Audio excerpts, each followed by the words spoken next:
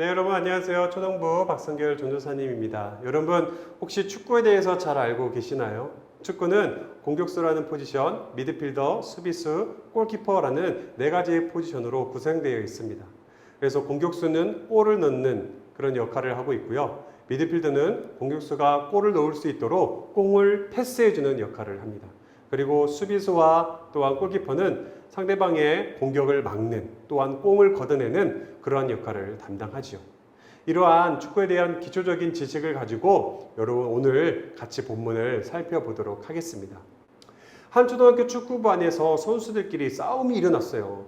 싸우게 된 원인은 다름 아닌 공격수를 맡고 있는 친구가 다른 포지션 친구들을 무시하기 시작했던 거예요. 왜요? 자기 공격수인 그 포지션이 제일 중요하다는 이유로 다른 포지션인 친구들을 무시했어요. 야, 나는 골을 넣는 포지션이야. 내가 골을 넣기 때문에 늘 우리 팀이 승리하는 거야. 그러니 내가 제일 중요하고 내가 이 팀의 에이스야 하며 말이죠.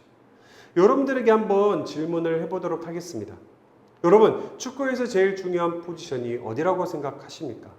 아마 많은 사람들이 앞에 등장한 그 친구처럼 공격수로 생각하는 친구들이 많을 거예요.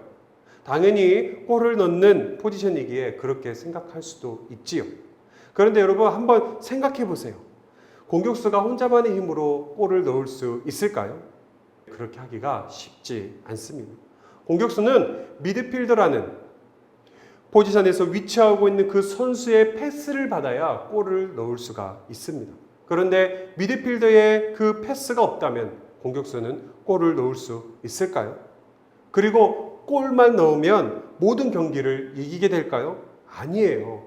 골이 들어가지 않도록 상대방의 그 공격수를 막아주는 수비수도 필요하고 또한 골대로 공이 들어가지 않도록 공을 걷어내는 골키퍼의 역할도 필요하답니다. 그래서 어떠한 특정한 한 포지션이 다른 포지션보다 더 중요하다고 말할 수가 없다는 것이죠. 그 이유가 무엇입니까? 바로 골대에 골을 직접적으로 넣어야 하기에 공격수가 중요합니다. 그리고 공격수가 골을 넣을 수 있도록 패스를 해줘야 하기에 미드필더도 중요하죠. 또한 상대의 공격을 막아 실점하지 않기 위해 수비수와 골키퍼도 매우 중요한 것입니다. 그 어떤 포지션도 중요하지 않을 수 있는 포지션이 없는 것입니다. 그렇게 자신의 포지션에서 자신의 역할을 다할 때 그리고 서로의 포지션을 존중해 줄 때 비로소 멋진 팀이 되는 겁니다. 이처럼 예수님을 믿는 그리스도인들이 모여 공동체를 이룬 교회도 팀이 되어야 합니다. 왜 교회는 팀이 되어야 하는지, 그리고 팀이 되기 위해서는 어떠한 모습이 필요한지 여러분 함께 알아보도록 하겠습니다. 오늘 본문에 등장하는 고린도 교회에 몇 가지 문제들이 있었습니다. 고린도 교회에 하나님께서 많은 은혜를 주셔가지고 방언하는 사람도 있고 애언하는 사람도 있고 병을 고치는 사람도 있고 능력을 행하는 그런 여러 가지의 은사들을 하나님께서 고린도 교회 성도들에게 주셨어요. 그런데 이 은사를 서로를 섬기고 사랑하는 데 쓰는 게 아니라 자기를 자랑하는 도구로 삼았어요. 그래서 자기가 받은 은사가 더 중요하다며 자신이 다른 사람보다 이 교회에서 더 중요한 사람이라고 잘난 척하고 다녔던 것이죠. 마치 축구에서 공격수는 골을 넣기 때문에 다른 포지션보다 훨씬 더 중요해 라고 외치는 것과 다름이 없었어요. 이처럼 오늘 본문의 고린도 교회는 하나님의 뜻과 상관없이 누군 중요하고 누군 없어도 돼 라는 존재라고 판단하는 일이 있었던 거예요.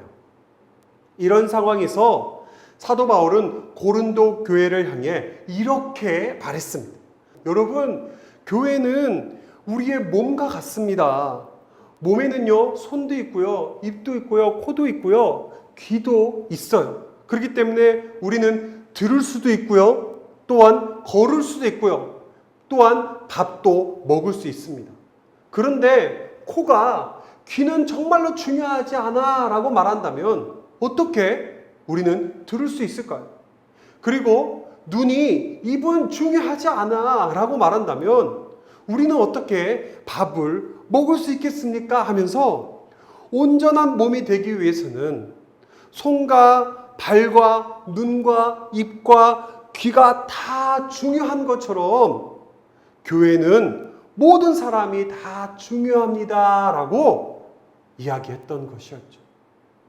그러면서 교회를 다니는 모든 사람이 중요한 이유를 이렇게 말합니다. 한 성령을 받았기 때문이니라.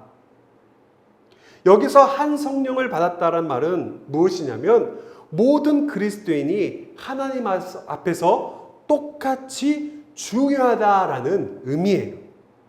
남들이 다 알아주는 유명인일지라도, 남들이 아무도 알아주지 못하는 평범한 사람일지라도 하나님 앞에서는 다 똑같은 사람이에요.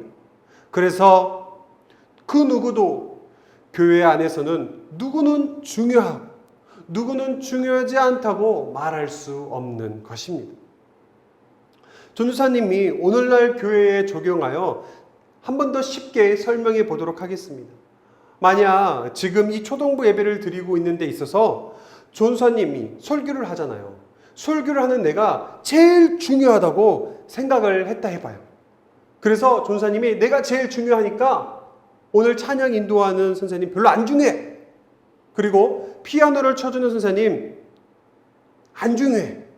그리고 우리 여러분들이 들어올 때 열 체크를 해주시는 선생님도 별로 중요하지 않아 라고 말한다면 오늘 이 초등부 예배가 아름답게 잘 드려질 수 있을까요? 절대 그럴 수 없습니다. 왜 그럴까요? 바로 하나님께서 모든 선생님들에게 교회를 섬기고 봉사하는데 필요한 재능을 주셨기 때문입니다. 그래서 우리 몸에 앞을 볼 수 있는 눈을 가지고 있듯 냄새를 맡기 위해 코가 있듯이 서로 존중하고 중요한 존재라는 것을 알아야 되는 것이죠. 그렇다면 우리가 예수님 안에서 아름다운 교회를 만들기 위해 또한 이 교회가 팀이 되기 위해서 어떠한 자세가 필요할까요? 그것은 바로 서로 존중하고 겸손의 모습이 우리에게 꼭 필요합니다. 만약 골키퍼가 자신이 제일 중요하다고 생각해서 자신이 있어야 되고 또한 자신이 지켜야 될 그 골대를 벗어나서 야 공격수 너 왜 이렇게 골을 못 넣어? 내가 너보다 잘하겠다 하면서 너 나 잘 봐 하며 공을 몰고 상대방의 진영으로 간다고 한번 생각해 보세요. 와, 그것은 공격수를 무시하는 행동이면서 팀이 질 수밖에 없는 아주 큰 위기에 빠지게 만들 수 있다는 겁니다. 혹시 자신이 다른 친구들보다 그림도 잘 그리고 운동도 잘하고 공부도 잘하나요? 세상 사람들은 이러한 조건을 가지고 있는 나보다 못한 그 사람을 평가하고 무시하고 또한 그들을 존중하지를 않아요. 아, 너는 나보다 그림도 못 그리구나. 너는 나보다 공부도 못하구나. 그러니까 너는 중요하지 않아. 하며 그들을 무시하고 존중하지 않는다는 것이죠. 하지만 이러한 모습은 하나님께서 우리 그리스도인들에게 알려주신 올바른 태도의 모습이 아니에요. 그러므로 교회에서 내가 우월한 점이 있다고 다른 사람을 무시하고 짓누르는 것이 아니라 우리 모두가 예수님 안에서 한 몸임을 기억하고 서로를 존중하고 겸손한 모습으로 다른 사람을 예수님과 같이 섬기는 모습이 우리에게 필요한 줄 믿습니다. 말씀을 맺도록 하겠습니다. 오늘 본문은 교회는 몸이라고 말하고 있습니다. 그리고 몸에는 각 지체가 있어요. 눈도 있고요, 코도 있고요, 귀도 있고요, 입도 있어요. 몸에 필요하기에 다 중요한 것들이에요. 하나라도 없으면 안 되는 정말로 중요한 것들이죠. 이처럼 교회에도 하나님께서 원하시는 그 교회가 되기 위해서는 그리고 팀이 되기 위해서는 우리 서로가 하나님 앞에서 한 성령을 받은 평등하고 공평하고 중요한 존재라는 것을 알아야 돼요. 그리고 서로를 존중하고 인정하는 모습이 있을 때 진정한 교회가 되고 팀이 될 줄 믿습니다. 이것을 꼭 기억하면서 여러분들이 교회에서 서로를 사랑하고 서로를 인정해주고 존중해주며 나가는 여러분들이 되기를 주님의 이름으로 축복합니다.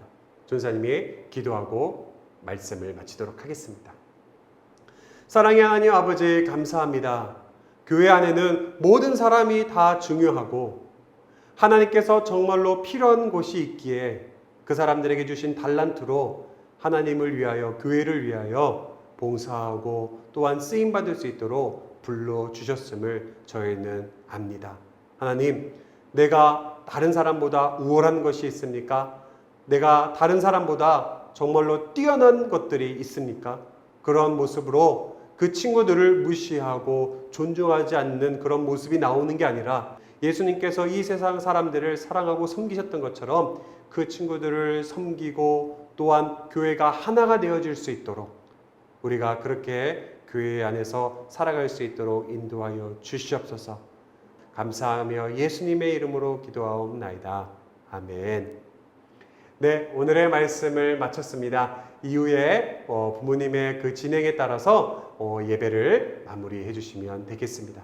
그러면 다음 주에 또 만나요. 안녕.